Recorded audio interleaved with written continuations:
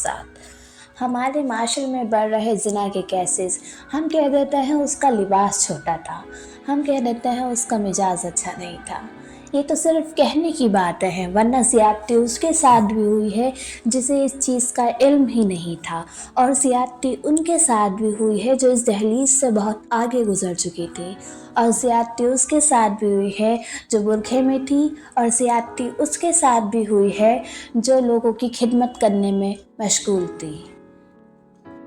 कहते हैं ज़िना एक कर्ज है, अगर आप किसी के साथ करेंगे तो कल को आपको सूद समेत लुटा दिया जाएगा। अगर आज आप किसी के साथ अच्छा करेंगे तो कल आपके साथ भी अच्छा होगा। ज़िंदगी मकाफ़ात अमल है, आपके सामने फिर से लौट कर खड़ी हो जाएगी। कहते हैं ना, क़यामत खुद कहेगी कि मेरा आना क्यों ज़रूरी था, हम उसी मकाम पे आ पहुँचे हैं अब। तो आज की कहानी भी हमारी कुछ ऐसी ही है, तो चले आए शुरू करते हैं। बिस्मिल्लाह। एक शख्स था जिसने अपनी ज़िंदगी में कभी भी किसी गैर औरत की तरफ नज़र उठाकर नहीं देखा था।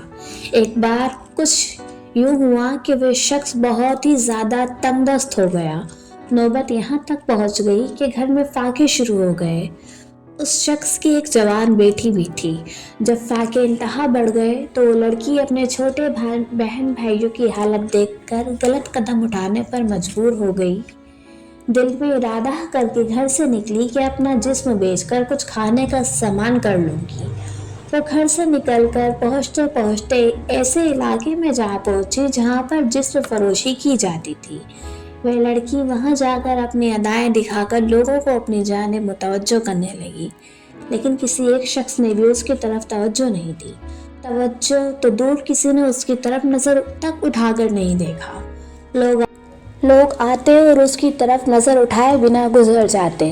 खैर, इसी तरह खड़े खड़े लड़की को शाम हो गई। वो काफ़ी दिल बर्दाश्त होकर घर के जानिब कदम बढ़ाने लग गई। जब घर पहुंची तो अपने बाप को मुंतज़िर पाया। परेशानी में मुब्तला बाप ने पूछा, बेटी तू कहाँ चली गई थी?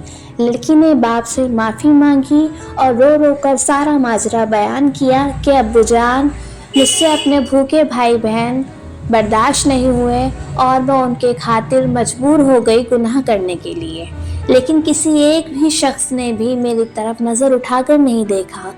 सारा माजरा सुनने के बाद बाप ने अपनी बेटी से कहा कि बेटा, तेरे बाप ने आज तक कभी किसी गैर औरत की तरफ आंख उठाकर नहीं देखा, तो फिर ये कैसे मुमकिन था कि कोई तेरी तरफ नज़र उठाकर देखे? दोस्तों, हमारे सोच के रास्ते बहुत वसी हैं। उम्मीद करते हैं ये तहरीर सुनने के बाद आप ज़रूर सोचेंगे।